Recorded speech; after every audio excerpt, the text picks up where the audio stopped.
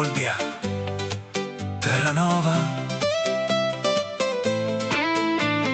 dove il mare incontra la storia. Nata dai greci, amata dai romani, città felice tra le rotte di domani. Uniche mura e navi in fondo al porto, un passato antico che non è mai morto. Sotto il granito della chiesa di San Simplicio, il cuore batte forte, un sacro sacrificio.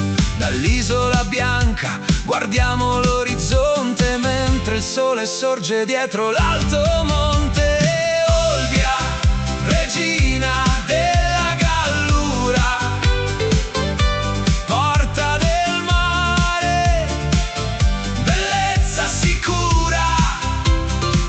Tra le strade del corso, il profumo di sale, sei l'abbraccio caldo, il sogno immortale. Dalle cozze nel golfo al vento che spira, sei tu la bussola che il cuore gira.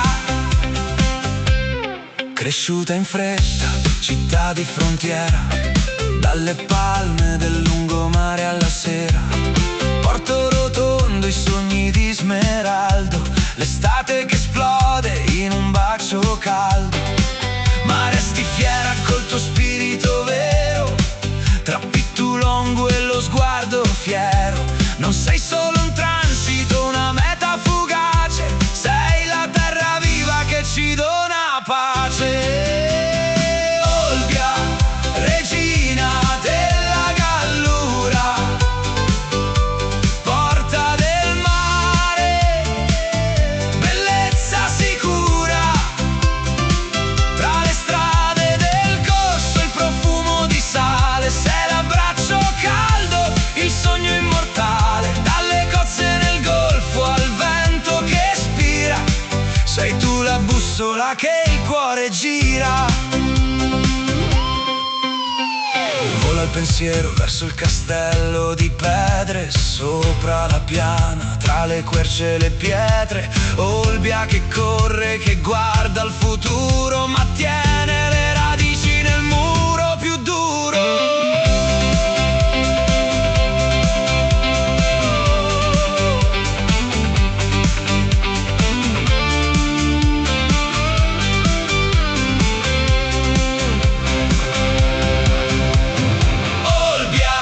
Regina della Gallura, porta del mare, bellezza sicura.